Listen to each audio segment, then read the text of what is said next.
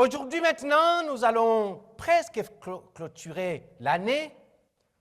Et quel beau message pour clôturer l'année. On va aller dans, si je ne me trompe pas, dans Hébreux, chapitre 12, verset 1 et au verset 2. Je vous demande de vous tenir debout pour la lecture de la parole de Dieu. Si vous n'êtes pas malade, nous allons lire cette parole. Alléluia. Est-ce que vous y êtes? Je sais que maintenant, c'est la nouvelle technologie, soit vous êtes sur vos iPhone ou iPad ou, je ne sais pas, tablette pour lire, c'est facile à trouver. Hein? Il fut un temps, quand on dit est-ce qu'on va aller dans tel, on entendait des pages flippées comme ça là, dans toute la salle, mais maintenant, c'est le calme total. Alléluia, l'Église du XXIe siècle. C'est ça.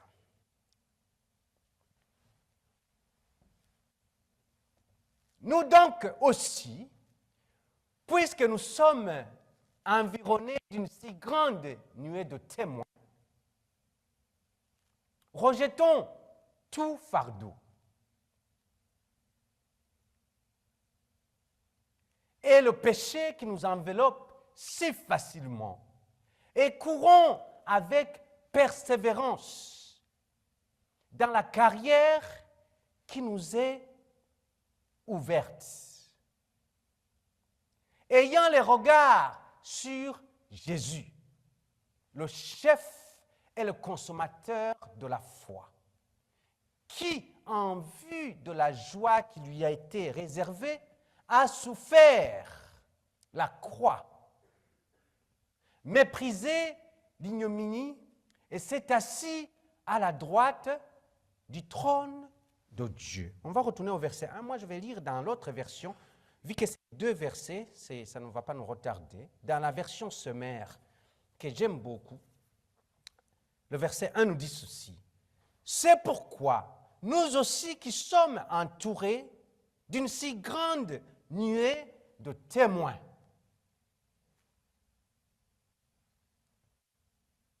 débarrassons-nous de tout fardeau et du péché qui nous cerne si facilement de tous côtés, et courons avec endurance, j'aime ce mot-là, endurance, courons avec endurance l'épreuve qui nous est proposée. Gardons les yeux fixés sur Jésus, qui nous a ouvert le chemin de la foi et qui la porte à la perfection. Alléluia. Qui porte notre foi à la perfection. Parce qu'il avait en vue la joie qui lui était réservée, il a enduré la mort sur la croix. Il avait en vue, alléluia, la joie qui lui était réservée. Alors, vu qu'il avait ça en vue, qu'est-ce qu'il a fait maintenant? Il a enduré la mort sur la croix, en méprisant la honte attachée à un tel supplice, et désormais, il siège à la droite du trône. Tendre Père, nous te disons merci pour ce moment que tu nous donnes d'être dans ta présence et de partager ta parole. Nous sommes tes enfants, nous sommes ta création, et sans toi, nous ne sommes rien. Je prie que toute personne qui est ici présente, éternel Dieu, que tu as appelé, Seigneur, ce n'est pas un hasard qui se trouve à cette heure-ci, à ce moment-ci, dans ces dieux. Seigneur, nous prions que tu bénisses chacun d'entre nous. Seigneur, nous prions, éternel Dieu, que s'il y a quelqu'un qui traverse un moment difficile, Seigneur, que tu lui donnes la force de continuer. S'il y a quelqu'un qui est malade, éternel Dieu, je demande la guérison au nom puissant de Jésus-Christ. Fais du bien à chacun d'entre nous. Utilise-moi comme tu veux. Seigneur, reçois les paroles de ma bouche et la méditation de mon cœur. Au nom de Jésus. Amen. Amen. Vous pouvez vous asseoir dans la présence de notre Seigneur. Alors souvent, vers la fin de l'année, nous demandons à ceux-là que Dieu a fait grâce de pouvoir témoigner ce que Dieu a fait pendant l'année. Et ce n'est pas épargné, donc commencez à préparer ça à partir de janvier.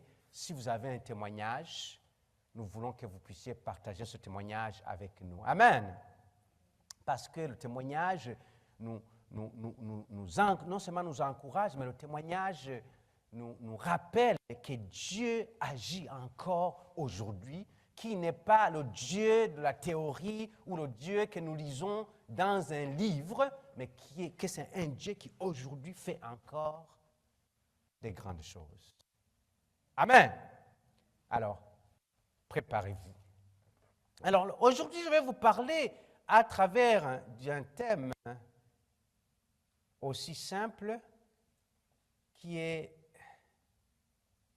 comment courir comme un champion. Comment courir comme un champion. Ou la course, voilà, d'un champion. La course d'un champion. Y a-t-il des personnes qui ont déjà fait une course ici, dans ces lieux, dans votre jeune âge ou n'importe quel âge vous êtes, que ça a été, vous avez participé à une course qui est chronométrée, où on a un point A de départ et un point B d'arrivée. Amen. Je vous mentirais si je vous disais que je suis un très bon coureur. Non. J'aime courir, mais je ne suis pas un très bon coureur. Mais j'aime regarder ceux qui courent. J'aime regarder les Jeux olympiques. Et surtout les Jeux olympiques, j'aime regarder ceux qui font des courses de 100 mètres ou 200 mètres. Ou 100 mètres relais, 200 mètres relais, je ne sais pas si ça existe, ou 400 mètres. Okay? J'aime moins regarder ceux qui font le marathon. Pourquoi? Parce que c'est long, premièrement. Et puis, je sais que ce n'est pas évident. Je sais que ça va prendre beaucoup de temps pour que je puisse voir au début et puis les voir vers la fin. C'est beaucoup de minutes. Alors, quand vous pensez à un coureur, mes frères et sœurs, à quoi pensez-vous? Si je vous parle, par exemple, d'un coureur qui court 100 mètres, est-ce que vous connaissez un coureur qui court 100 mètres ou 200 mètres ou 400 mètres? Même un Canadien, là, des derniers Jeux olympiques, un Canadien qui a été quasiment célèbre, là. Il s'appelle comment? André de Grasse, hein? André de Grasse. Et je pense qu'il court quoi, le 100 et 200 mètres. Alors, quand vous regardez un coureur de 100 mètres ou de 200 mètres, qu'est-ce qui vous vient en tête? Ceux qui ont déjà regardé ça. Souvent, une personne quand on regarde celui qui va courir le 100 mètres, la première chose qui nous vient en tête, quand vous les regardez, qui se préparent, c'est qu'ils se mettent au point de départ. N'est-ce pas? Ils se mettent au point de départ. Et quand ils se mettent au point de départ, il n'y a même pas 1 centimètre qui est triché. Tout le monde commence à la même, comment je dirais, on s'assure que chacun fait les 100 mètres. Si tu commences un peu en arrière, c'est parce qu'il y a une courbe que tu dois faire un peu qui va peut-être soit augmenter ou diminuer. si tu commences en avant, c'est peut-être... Il y a toujours, tout le monde, vous courez la même distance. Tout le monde court de 100 mètres. Mais quand maintenant on se met à la ligne de départ du 100 mètres, vous allez voir que la première chose, c'est que ces gens-là, quand on dit à marque, vous allez voir qu'ils se mettent en position. Quand vous regardez, tout le monde se met dans la même position. Suivez très bien. Vous allez voir qu'il n'y a personne entre son genou et l'autre jambe qui a beaucoup d'espace plus que l'autre. Pourquoi? Parce que chaque chose que tu fais contribue à ta course et à ta performance. Alors, et quand ils sont dans cette position, vous allez voir que qu'est-ce qu'ils font? Ils regardent tout droit. Tout droit. Observez très bien. Vous allez voir que un coureur, c'est une personne dont chaque centimètre compte. Chaque nerf assure qu'il est bien prêt. Chaque muscle est bien prêt. Chaque pied est prêt pour chaque mouvement.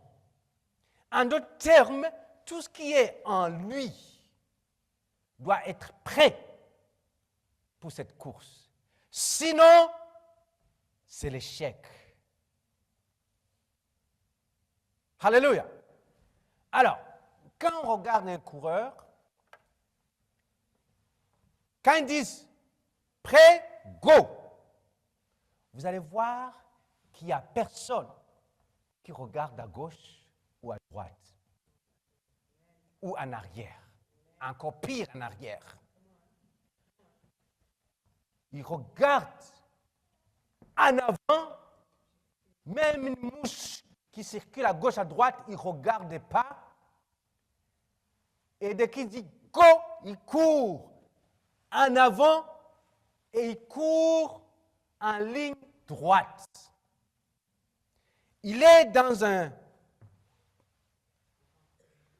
rang ou un corridor ou un couloir où il doit courir. Et s'il ose mettre son pied dans l'autre couloir, vous allez voir qu'est-ce qui va arriver. Il va être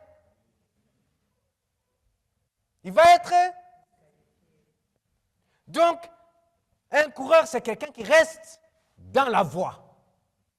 Alléluia. Il ne se déplace pas ni à droite, il ne se déplace pas ni à gauche. Un coureur, vous allez voir, il ne court contre personne. Il court contre lui-même. Dans sa tête, il se concentre sur lui. Il s'en fout de l'autre à gauche ou à droite. Il va regarder l'autre à gauche, à droite. Quand il arrive à l'arrivée, quand il attend, il y en a qui arrivent même à l'arrivée, ils ne savent même pas c'est qui a gagné. Il attend seulement que les juges et les ordinateurs puissent dire c'est elle qui a gagné. Il y en a qui ne célèbrent même pas parce qu'ils ne savent pas. Pourquoi? Parce qu'il court contre personne. Il court contre lui-même. Suivez-moi très bien.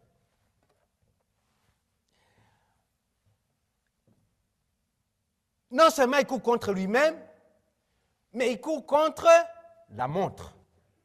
N'est-ce pas? Il y a le chrono qui est là. Il y a des secondes qui doit s'assurer qu'il ne peut pas aller au-delà. Sinon, il est sûr et certain qu'il ne pourra pas gagner la médaille.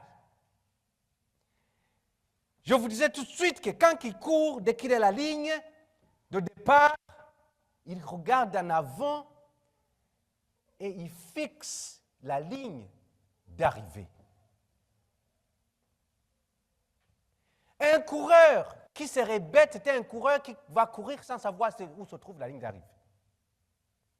Rendu à 80 mètres, il ralentit parce qu'il pense qu'il est arrivé.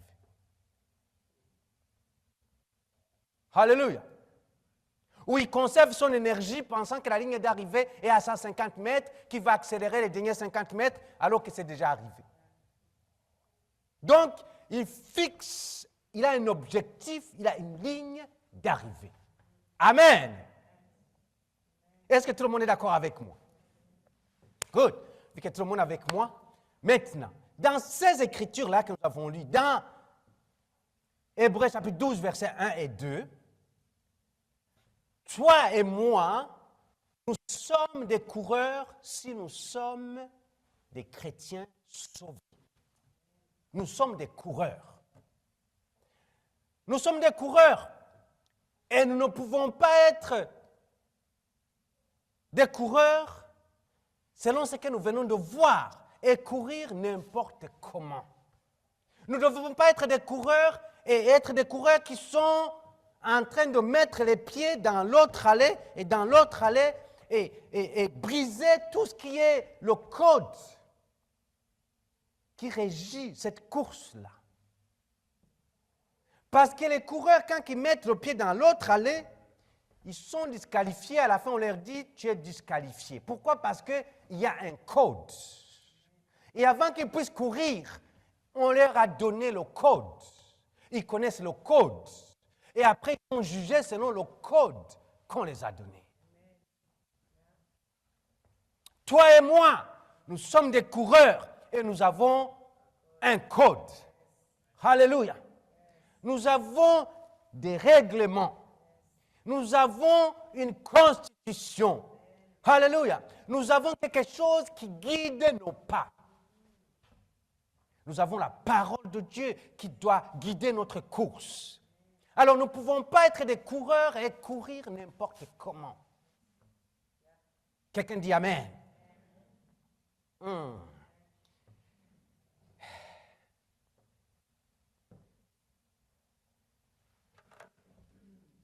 Ne pense pas que je suis en train de vous dire de courir de la manière athlétique.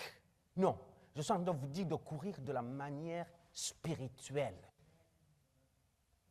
Une course spirituelle. Si vous êtes un enfant de Dieu, tout de suite, vous êtes dans la course. Ce n'est pas que vous allez choisir de faire la course. Non, si vous êtes un chrétien né de nouveau, vous êtes dans la course. Peu importe que tu l'approuves ou tu ne l'approuves pas. Peu importe que tu le veuilles ou que tu ne le veuilles pas. Peu importe que tu le demandes ou tu ne le demandes pas. Peu importe ton âge. Peu importe si tu es grand ou tu es petit. Peu importe que tu as la bonne santé ou que tu n'as pas la bonne santé. Peu importe si tu as deux mains ou que tu as une main. Peu importe que tu as deux pieds ou un pied. Peu importe. Si tu es noir, blanc, rouge, jaune, vert, fluo. Peu importe. Tu es dans la course. Riche ou pauvre, dans la course. Malade, bien portant, dans la course. Content ou pas content, dans la course. Tout le monde ici. Il n'y a personne que tu vas choisir, dire, oh non, moi je ne peux pas être dans la course pour le moment, je vais attendre parce qu'il y a ci, il y a ça et ça et ça. Et c'est ça souvent qui nous arrive. Alors mes frères et sœurs, le message d'aujourd'hui, je vais juste vous donner quelques petits points de comment courir comme un champion. Vous êtes prêts?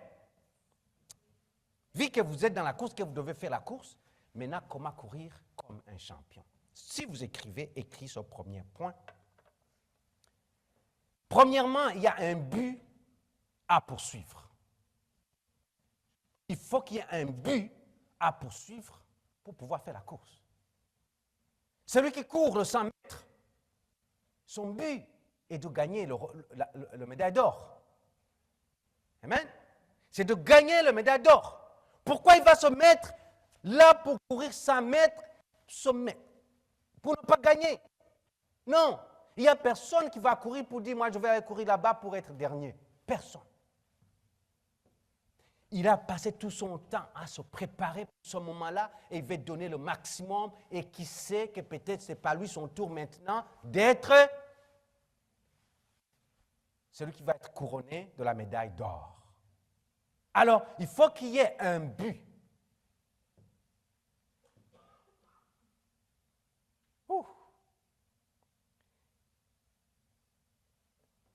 Le but, ça va vous sembler bizarre, c'est que tu cours. Le but, c'est la course. Parce que il ne t'est pas donné un autre choix. Dès que tu es un enfant de Dieu, je viens de le dire, tu es automatiquement dans une course.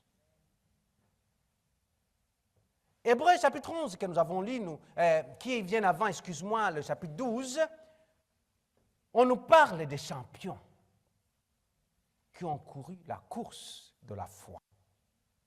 N'est-ce pas? Allez lire ça à la maison. Ces champions ont réussi et leurs noms ont été écrits dans la parole de Dieu.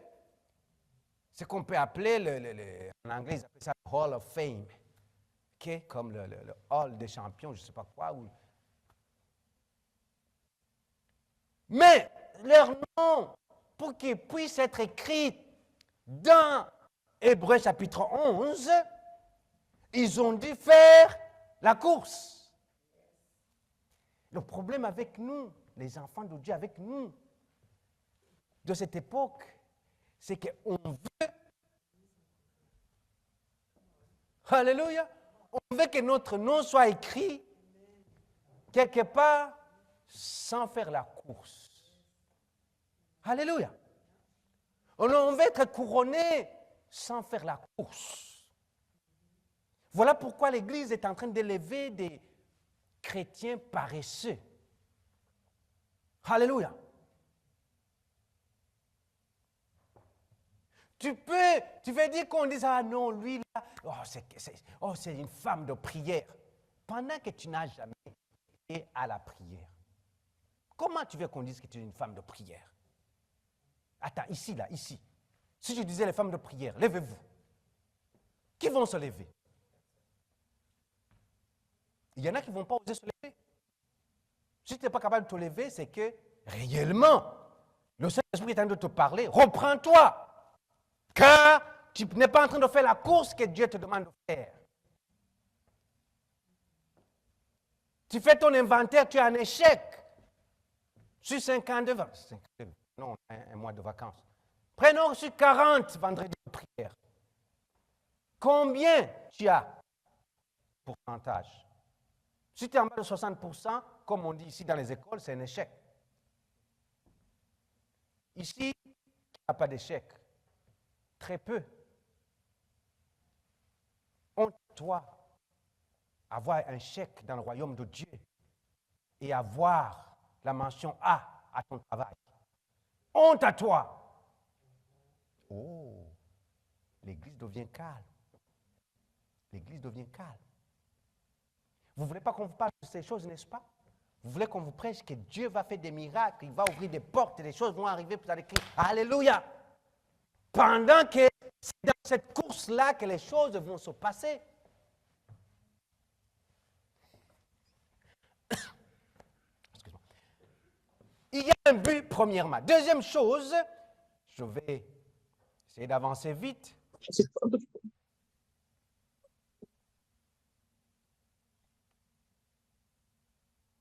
Il y a une personne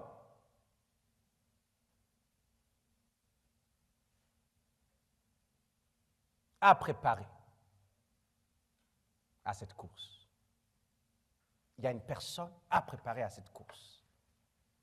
Qui est cette personne à préparer pour cette course? C'est la personne qui est assise à côté de toi. Ce n'est pas toi. C'est la personne qui est assise à côté de toi, qui est toi-même. Alléluia. Il y a une personne à préparer pour cette course. Nous donc aussi, puisque nous sommes environné d'une si grande nuée de témoins, rejetez tout fardeau et le péché qui nous enveloppe si facilement. Et faisons quoi? Faisons quoi? Courons avec. On n'a pas commencé par courons avec persévérance. Il y a des choses qui viennent avant. Rejetons tout fardeau. Il y a une préparation qui doit se faire, mes frères et sœurs. Il y a une préparation. Il dit, mettez le fardeau de côté, mettez le poids de côté, mettez la fatigue de côté. En d'autres termes, ici, Dieu il sait qu'il y a des fardeaux. Dieu connaît tes fardeaux. Il n'y a pas un fardeau que tu vas porter une surprise pour Dieu. Ah. Si vous connaissiez cela, vous alliez être gentil avec tout le monde. Vous n'êtes pas gentil avec tout le monde. Oh, parce que personne ne comprend la douleur que je traverse. Personne ne comprend la peine que j'ai. Personne ne comprend ce que je vis. So what? Dieu sait ton fardeau. Dieu sait ton fardeau. Il dit, rejetez tout fardeau. Amène devant Dieu des excuses. Vous savez, nous sommes des chrétiens qui ont tellement d'excuses parce qu'on nous a toujours appris qu'il faut donner des excuses pour pouvoir être exempté. Au travail, vous donnez des excuses que vous pouvez aller travailler parce que vous êtes malade. Au travail, vous donnez des excuses. Vous ne pouvez pas aller travailler parce que votre enfant est malade. Vous donnez des excuses. Vous ne pouvez pas aller travailler parce que le toit est tombé malade, parce que votre chat est malade, parce que votre chien, parce que vous avez trop mangé, parce que vous donnez des excuses. Et ils sont acceptés. Et c'est le même esprit que nous amenons dans le royaume de Dieu. On donne trop d'excuses. Il dit, rejetez le fardeau. Moi, dire que ça va mal ne va pas t'aider pour faire cette course-là. Allez lire chapitre 11. Ces champions-là de la foi, ils n'ont pas eu facile, comme on dit. Ils n'ont pas eu facile. Ils n'ont pas eu facile. Je vous ai déjà prêché là-dessus, je vous ai déjà parlé de Noé. Noé. Allez lire, mettez-vous à la place de Noé. On va te prendre que c'est un fou. On va t'appeler, et le fou qui est sur Dibari, là, le fou de Dibari. C'est comme ça qu'on va t'appeler. Rejetez le fardeau. Donc, il y a une personne à préparer. Et le péché qui nous enveloppe si facilement, tout ce qui est à côté de nous, qui nous enveloppe si facilement, c'est-à-dire qu'il y a une préparation à faire pour faire cette course. Un coureur qui doit courir, il doit faire peut-être 3-4 jours par semaine à se préparer pour la course pendant peut-être 6 mois, 8 mois, 12 mois, ou je ne sais pas quand. Il doit le faire à se préparer. Après, il va dans la course. Mais vous voulez aller dans la course sans, on veut aller dans la course sans se préparer.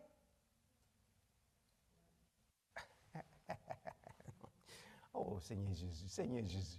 On porte le poids, on arrive dans la présence de Dieu avec le poids. Et la seule chose qu'on peut faire, vous savez, quand on parlait sur la prière, je vous ai dit que Dieu connaît ce que vous avez besoin avant que vous puissiez ouvrir la bouche.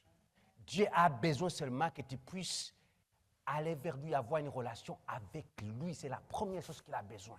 Arrête de venir devant lui pour lui dire, oh, Seigneur, donne-moi une promotion, Seigneur. Seigneur, j'ai une facture. Seigneur, ma mère est malade. Seigneur, mon père est malade. Seigneur, mon enfant est malade. Seigneur, Seigneur, il faut que je paye mon foyer. Seigneur, il faut que je paye mon hypothèque. Seigneur, il faut que je fasse... Il dit, tout ça, je sais. Mais j'ai besoin de te retrouver. Retrouver mon image que j'ai mis en toi d'abord. Parce que je ne vois pas mon image. Parce que quand je regarde, je ne vois que quelqu'un qui a toujours des problèmes. Quelqu'un que ça va mal. Sa famille va mal. À la maison, ça va mal. Au travail, ça va mal. Dans la vie de ses enfants, ça va mal. Quasiment des allergies dans tout.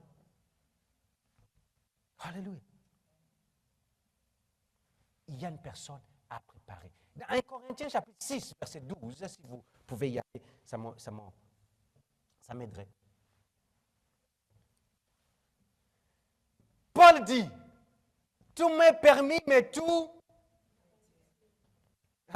Tout m'est permis, mais tout n'est pas utile. Tout m'est permis, mais je ne me laisserai asservir par quoi que ce soit. Par quoi que ce soit. Certains d'entre vous, vous êtes sous la servitude de quelque chose d'autre. De quelque chose d'autre. Vous savez, Dieu vous aime tellement. Dieu est prêt à vous amener à une autre dimension spirituelle où vous allez dire waouh, waouh, où les choses vont s'ouvrir avant même, les portes vont s'ouvrir avant même que vous puissiez faire quoi que ce soit. Mais certains d'entre vous, vous n'êtes pas prêts pour cette dimension. C'est ça le problème. Vous n'êtes pas prêts pour cette dimension. Vous voyez tout ce qui vous est permis dans ce monde qui vous entoure et c'est ça qui est devenu votre Dieu. Dieu ne vous reconnaît plus. Certains, votre Dieu est devenu votre travail. D'autres, votre Dieu est devenu vos enfants. D'autres, votre Dieu est devenu, je ne sais pas, la télévision. D'autres, c'est devenu les médias sociaux. C'est ça qui est devenu votre Dieu. Mais finalement, quand est-ce que Dieu va dire « Ah, j'ai retrouvé mon fils. Ah, j'ai retrouvé ma fille. » Tu dois te préparer. Tu ne dois pas laisser tout ce qui se passe dans ce monde rentrer en toi et penser que maintenant ce qui vient du ciel peut rentrer en toi parce que les deux ne peuvent pas subsister au même moment. Amen. OK. Les bonnes choses deviennent de mauvaises choses lorsqu'on nous empêche d'accéder aux meilleures choses.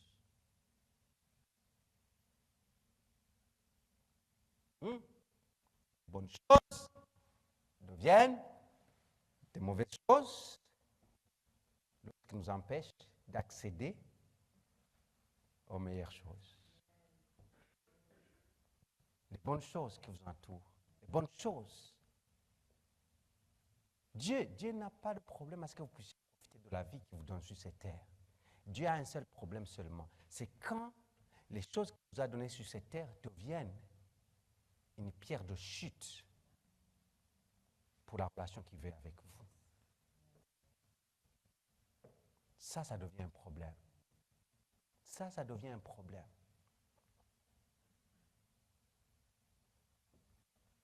Tout m'est permis, mais tout n'est pas utile. Certains d'entre vous peuvent décider de dormir 24 heures sur 24. Mais est-ce que ça va vous être utile? Non? Ça va vous être utile? Il faut que tu te réveilles pour aller travailler, pour aller gagner l'argent pour payer ta nourriture, n'est-ce pas? Et pourtant, dormir, c'est bon. Mais quand dormir devient une façon pour toi de ne pas aller travailler et que finalement tu deviens paresseux, ce n'est plus bon.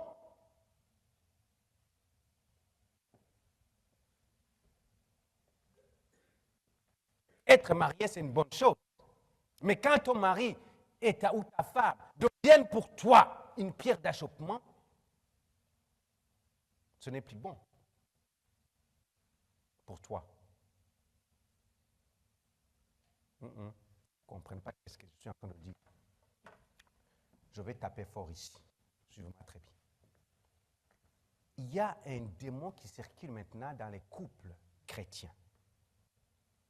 Où soit l'homme ou soit la femme est engagé dans le royaume de Dieu, veut cultiver sa relation avec Dieu, veut servir Dieu, où il y a l'autre qui devient maintenant un démon vivant, qui est en train de le tirer pour l'empêcher d'aller dans sa course. Messieurs, madame, laisse-moi vous dire quelque chose. Chacun a sa course à courir. Vous êtes un, mais vous n'avez pas la même course spirituellement.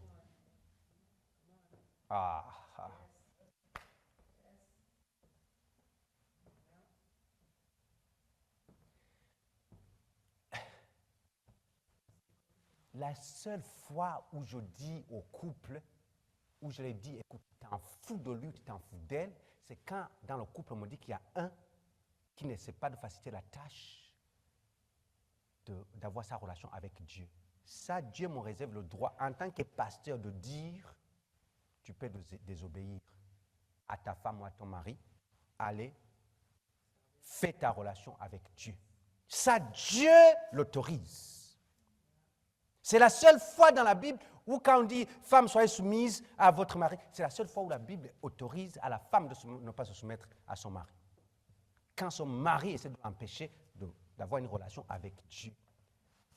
En tant que pasteur, j'ai le droit de lui dire, écoute, laisse ta relation avec Dieu. Je ne dis pas de divorcer, je dis non, non. Oublie ces choses-là qui te disent, je ne sais pas, il veut que tu restes à la maison pour manger un petit déjeuner avec, ou que tu fasses. Je dis, laisse, il va manger tout seul. Oui, écoutez-moi les hommes. Le jour où je vais entendre une femme qui me dit, écoutez-moi ceux qui sont connectés. Le jour où je vais entendre une femme qui me dit que son mari lui a interdit ou l'a empêché de venir à l'église, c'est la parole de Dieu qui va parler. Ça ne sera pas moi. Alléluia. Parce que cette femme est soumise à toi. À cause que toi, tu lui montres la soumission que tu as à Jésus. Parce que la Bible dit que Jésus est la tête de l'homme. L'homme, tu es soumis. Hey, ça, c'est pour dimanche prochain. Pourquoi je le dis? L'homme est soumis à Jésus. Jésus est soumis à Dieu le Père. Il y a l'hiérarchie. Et l'homme est soumis à Jésus.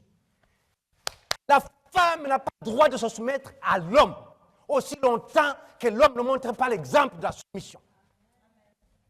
Oh, oh, les hommes, vous pensiez que vous l'aviez facile. Femme, ne te soumets pas à ton mari jusqu'à ce qu'il te montre c'est quoi la définition de soumission. Et il doit se soumettre à Jésus d'abord. Il a fait, ok, je vais le faire. Tu ne l'as pas fait, c'est bon. C'est bon. Je lave l'assiette, tu laves l'autre. Je lave une cuillère, tu laves la fourchette.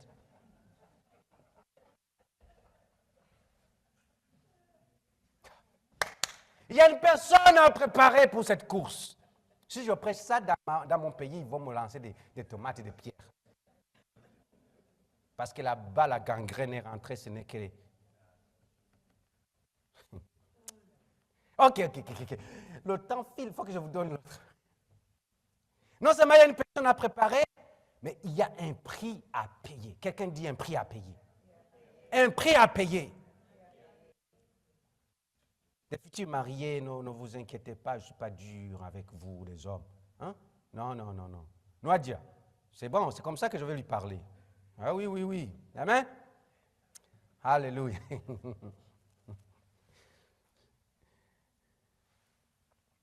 Il y a un prix à payer. Alléluia. Toujours dans Hébreux chapitre 11, verset 1. On parle du mot persévérance. Amen. Et courons avec persévérance dans la carrière. Dans la Bible sommaire, on dit courons avec endurance. J'aime plus ce mot-là. Parce que quand on parle de l'endurance, ça signifie quoi? Il faut la force. Il faut forcer. Il faut forcer. Tant que tu ne forces pas encore, ce n'est pas l'endurance. C'est-à-dire que tu es capable encore de charmer cette situation, tu es encore capable de gérer. Mais Dieu s'attend qu'au moment où tu n'es plus capable de gérer la situation, où tu dis, éternel Dieu, je ne sais plus, je vais abandonner, mes pieds me font mal, tout me fait mal, et c'est à ce moment-là qu'il dit, avance maintenant.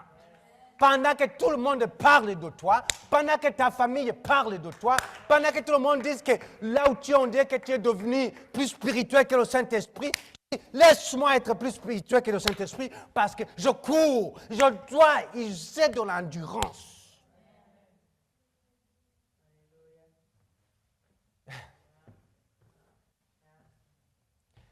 Avez-vous déjà vu quelqu'un qui court avec des hauts talons?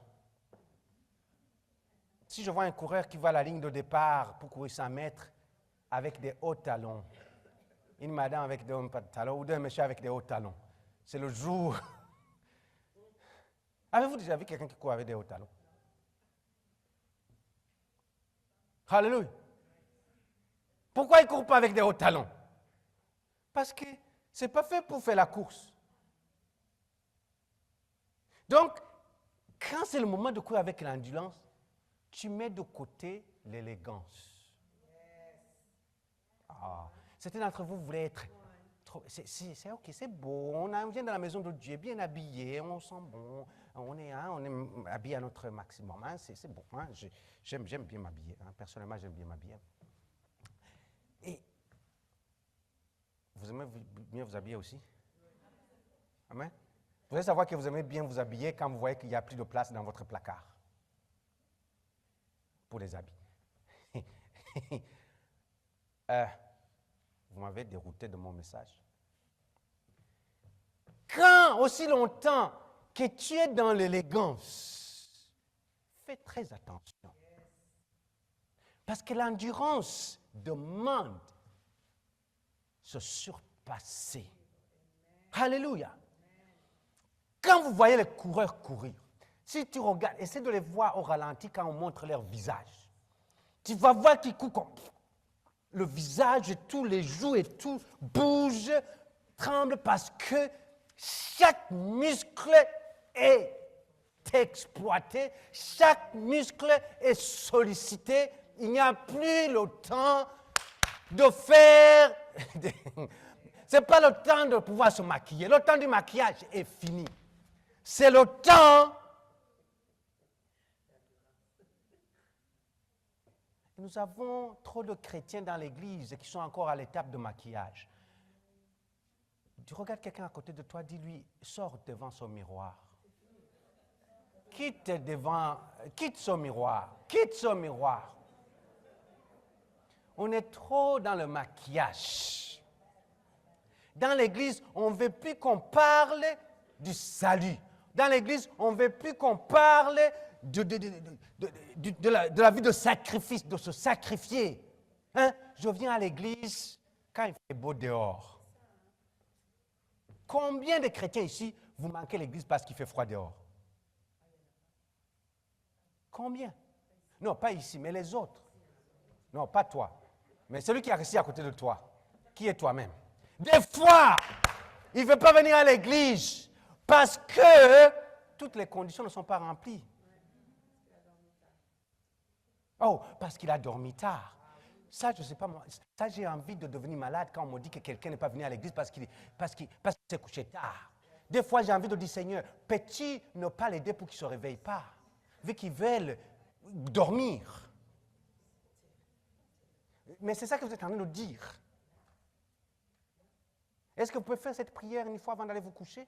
Vu que vous voulez dormir beaucoup, dis Seigneur, puisque je me suis couché en retard, fais que je ne me réveille pas, Seigneur. Fais cette prière un peu. Vous ne pouvez pas le faire. Hypocrite que nous sommes. Et pourtant, c'est ça que vous avez planifié. Dormir longtemps et ne pas venir à l'église. Les fêtes arrivent bientôt. Je vais voir. Caméra, vous allez tourner la caméra ici pour me montrer, je serai là-bas. Je vais voir qu'il n'a pas été à l'église. Gare à toi. Tu as une course. Oublie ton frère, oublie ta soeur. Si vous êtes marié, si la femme ou l'homme, s'il y a un qui est en train de traîner, laisse-les pas. S'il faut le laisser. Oh, ça fait longtemps que je suis à l'église. La Bible dit que si quelqu'un, je ne sais pas, il te prend, je sais de chercher, il te prend ta pagne, donne-lui l'autre aussi. En deux termes, si il traîne dans la maison, ou si elle traîne dans la maison, appelle le taxi ou Uber. Vas-y en taxi avec Uber. Le jour, il va voir que tu l'as fait. L'autre dimanche, tu vas voir, il ne va jamais le faire ou elle ne va jamais le refaire. Alléluia! Laisse ce miroir tranquille, mesdames. Si tu sais que tu dois te maquiller pendant 2 heures devant le miroir, réveille-toi à 4 heures du matin. Maquille-toi. Remaquille-toi. Ou dors avec le maquillage. Alléluia. Si tes cheveux font que ça t'empêche d'être dans la... Prépare-toi, il y a un prix à payer. Il y a un prix à payer. Alléluia. Frères et sœurs, il faut qu'on nous réveille. Il faut qu'on nous réveille parce que si Dieu venait lui-même ici pour nous parler, nous allons être étonnés. Parce qu'on nous a trop caressés dans le sens du poil, comme on dit. Quel prix es-tu prêt à payer? Quel prix es-tu prêt à payer? Alléluia. Quel prix? Certains d'entre vous, vous n'êtes pas prêts encore à payer un prix.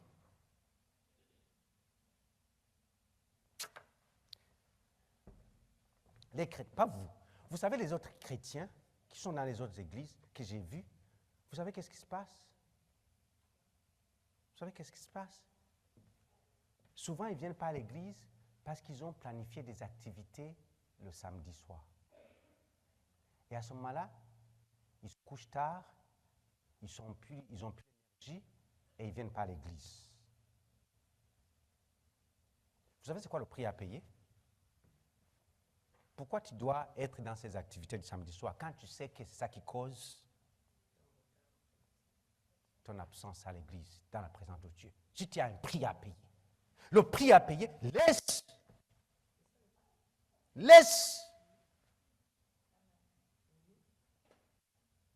Moi, le samedi soir, j'ai pris des résolutions pour 2025. Toute chose qui va me prendre mon temps le samedi soir.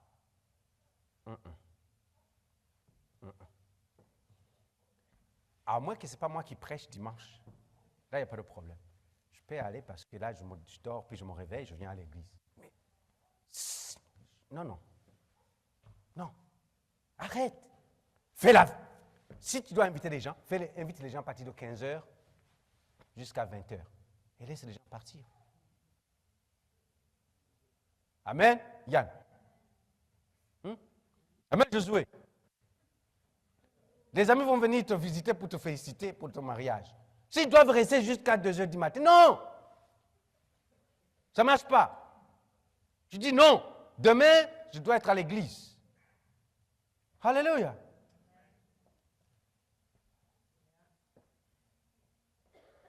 Les jeunes, vous comprenez? Ce n'est pas parce qu'on t'a invité dans une fête d'anniversaire que tu ne viens pas le dimanche. C'est quoi le prix que tu dois payer? J'ai dit à mes enfants, quand on doit vous inviter dans une fête qui vous empêche d'aller à l'église, dites que je ne suis pas disponible. C'est ça le prix à payer. Si tu es païen, tu ne vas pas à l'église, tu fêtes ton anniversaire dimanche à 10h du matin. Vas-y, ne m'invite pas. Je ne viens pas. On va être toujours des amis, il n'y a pas de problème. Mais je ne viendrai pas parce que je sais que dimanche est réservé. Amen. Il y a un prix à payer. Qui est prêt à payer le prix? Je finis ici. Il y a un prix à payer.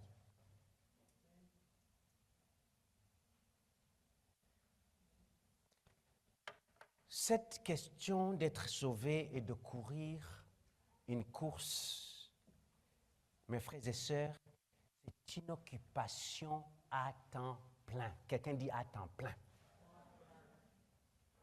Pourquoi? Parce qu'on est avec un Dieu qui agit à temps plein. Mais nous voulons le faire d'une occupation à temps partiel. Pendant que nous avons un Dieu qui est là à temps plein. C'est incompatible. C'est incompatible. C'est ça qu'on appelle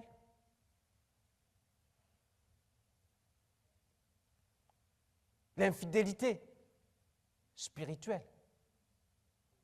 Quel homme ou quelle femme aimerait vivre avec une femme qui est à temps partiel, puis toi tu es à temps plein? C'est-à-dire que lundi, elle est chez Jacques. Mardi, elle vient chez toi. Mercredi, ça en va chez Jacob. Jeudi, elle vient chez toi. Vendredi, elle s'en va chez Paul. Samedi, elle revient chez toi. Les hommes, dis-moi ici, qui aimerait avoir cette femme dans sa maison? Qui aimerait avoir cette femme? Personne? La Bible nous dit que l'Église est l'épouse de Jésus-Christ. Si vous ne voulez pas cette femme, mais pourquoi vous voulez que Jésus vous accepte comme sa femme, comme cette Église? Comment on va se tenir debout? Que chacun ici s'examine. tu as une course à courir. Ce n'est pas une question de quand tu vas la courir. Non, tu es appelé. Tu sais que cette course est là, tu sais que tu dois la courir, tu sais que Dieu te demande de le faire. Alléluia. Ça va demander une préparation. Ça va demander de la persévérance. Ça va demander de l'endurance. Ça ne viendra pas tout seul. Et personne d'autre ne va courir cette course pour toi. C'est toi-même qui dois courir cette course. Et tu es appelé à te préparer. Que chacun ici s'examine. Quelle préparation tu es en train de faire pour que quand tu vas rentrer en 2025 et que tu puisses être prêt pour commencer la course. Parce que 2024 est fini.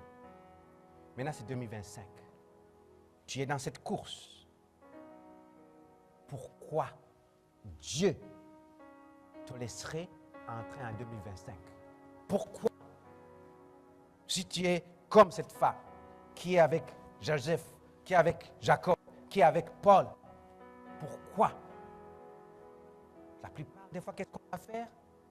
Le monsieur va prendre la décision de la renvoyer et dit non. C'est une folle. Et ça va être la séparation totale. Tu veux que Jésus dise non.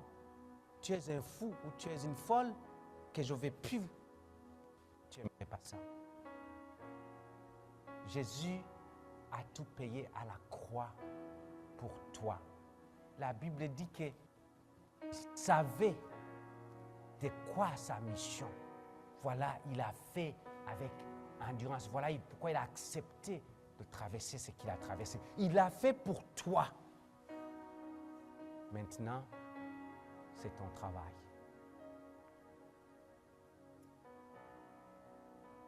Quelle préparation tu vas faire pour 2025? Quel prix es-tu prêt à payer pour 2025? Tu ne peux pas continuer à vivre les mêmes choses que tu as vécues en 2024. Non. Spirituellement, tu dois prendre un engagement et dire, Seigneur, je sais que des fois j'étais fatigué, ça ne me tente pas d'aller prier. Des fois j'étais fatigué, ça ne me tente pas de lire la parole. D'ailleurs, je n'ai même pas lu plus qu'un chapitre ou deux chapitres pendant toute l'année cette année. J'étais fatigué. Tu dois savoir quel est le bon moment pour le faire, mais il faut que tu le fasses. C'est une course. Il faut qu'il te demande quel est le bon moment pour moi de le faire. Quel est le bon moment?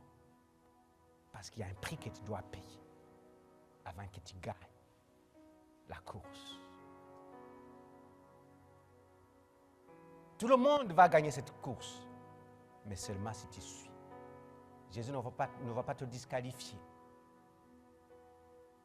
Quand il dit, il a tant aimé le monde qu'il a donné son Fils, afin que quiconque croit en lui ait la vie éternelle.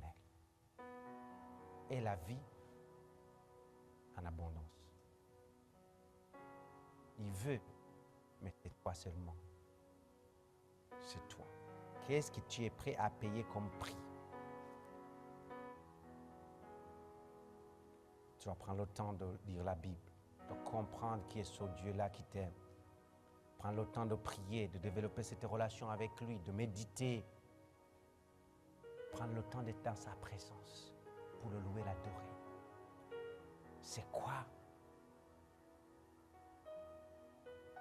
ta préparation pour cette course? Nous allons prier. Certains d'entre vous, vous avez vu en 2024 quel a été votre obstacle. Et c'est le moment que vous allez refuser cela maintenant. Alléluia. Pourquoi il y a eu ces obstacles? C'est parce qu'à ce moment, vous avez ouvert une porte pour que ces obstacles soient là. Certains d'entre vous, vous avez besoin de changer seulement les choses que vous faites pour vous aligner. Mais chacun ici voit là où tu as échoué. Et j'aimerais que tu puisses prier sur cette chose. Tu dis, Seigneur, je refuse maintenant, je me fais violence. Je sais que j'ai une course à faire et je dois courir comme un champion. Je ne peux pas courir comme un perdant. car je suis appelé, Seigneur, à gagner la course. Paul a gagné la course. Ce n'était pas facile. Il a dit se faire violence, mais il a gagné la course. Je sais que je dois gagner la course éternelle, Dieu. Mais prends ma main, aide-moi, Seigneur.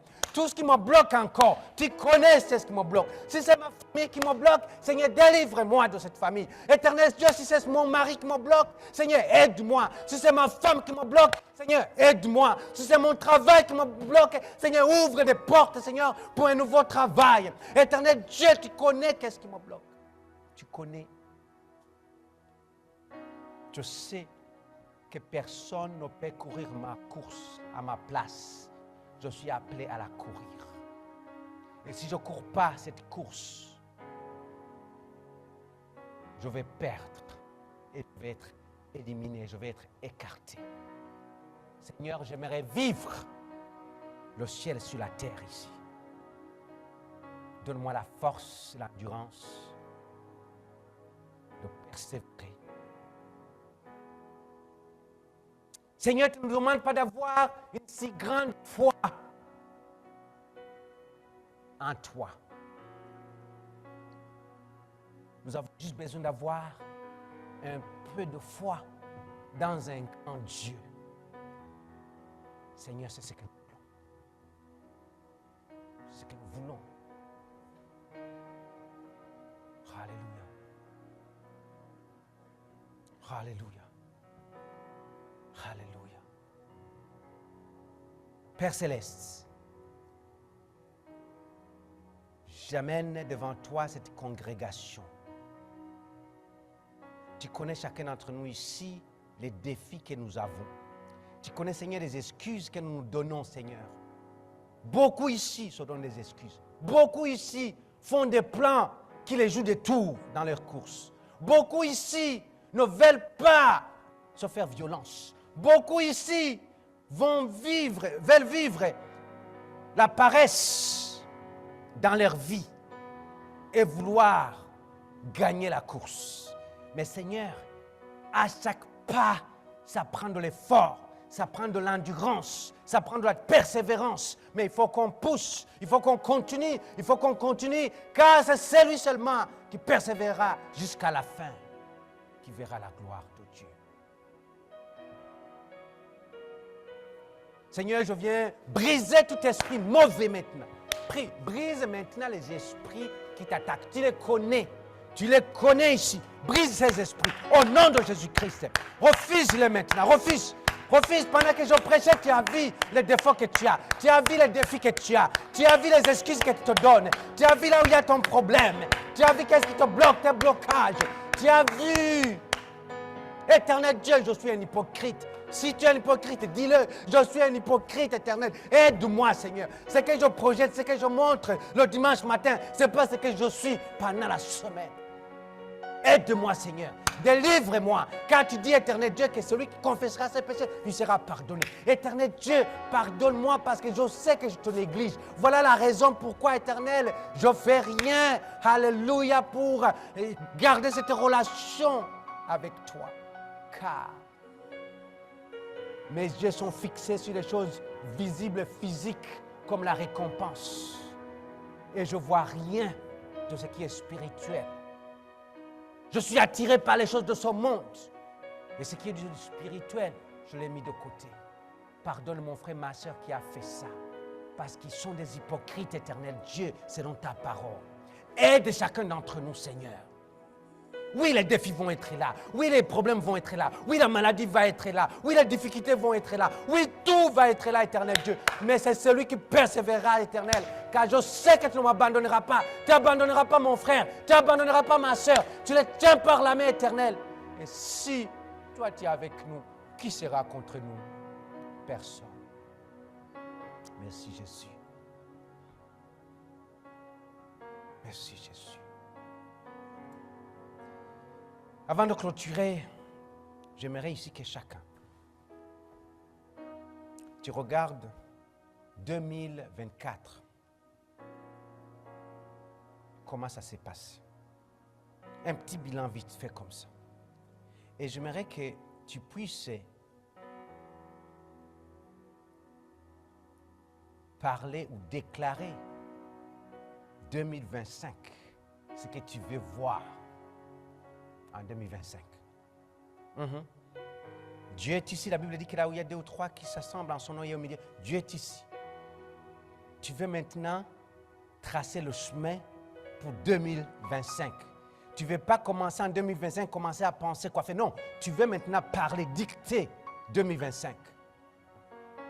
Pendant qu'on est ici, je vais vous donner le temps. Je vais vous donner 2-3 minutes. Chacun va faire des déclarations. Chacun va proclamer des choses sur sa vie pour 2025. Là, Dieu nous dit que ce que nous allons lier sur la terre sera lié au ciel. Il nous a donné le pouvoir de marcher sur les serpents et les scorpions et rien ne peut nous nuire. Nous allons déclarer 2025. Comment tu veux voir 2025? Qu'est-ce que tu veux en 2025?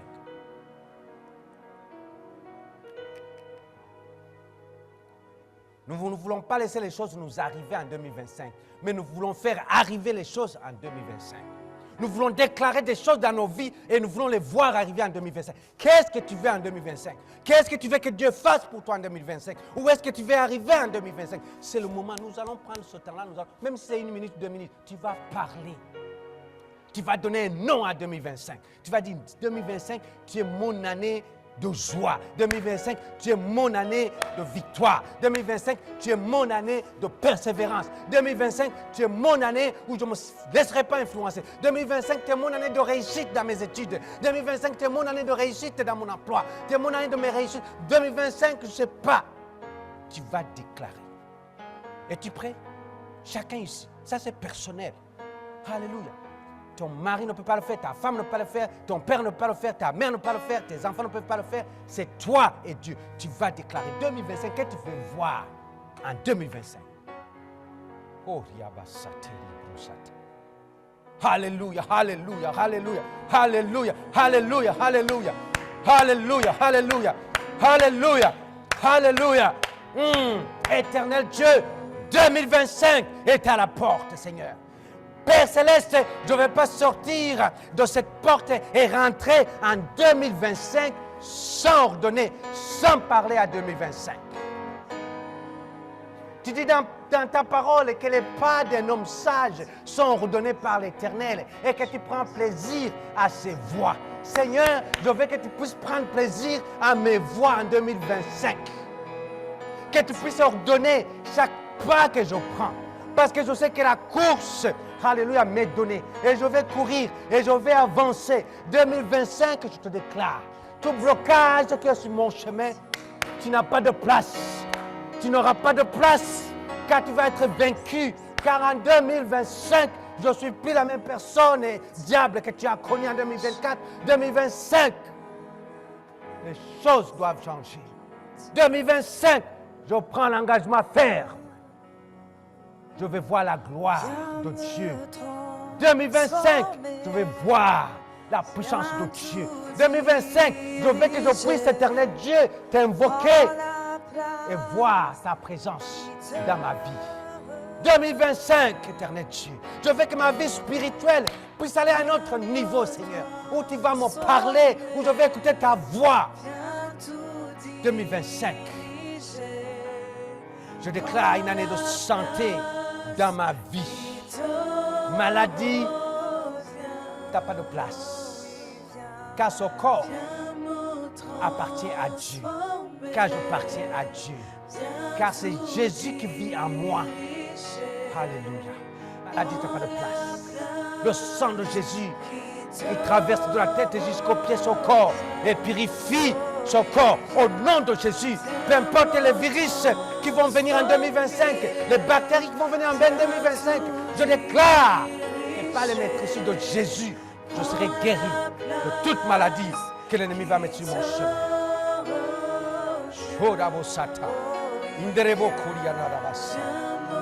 Alléluia.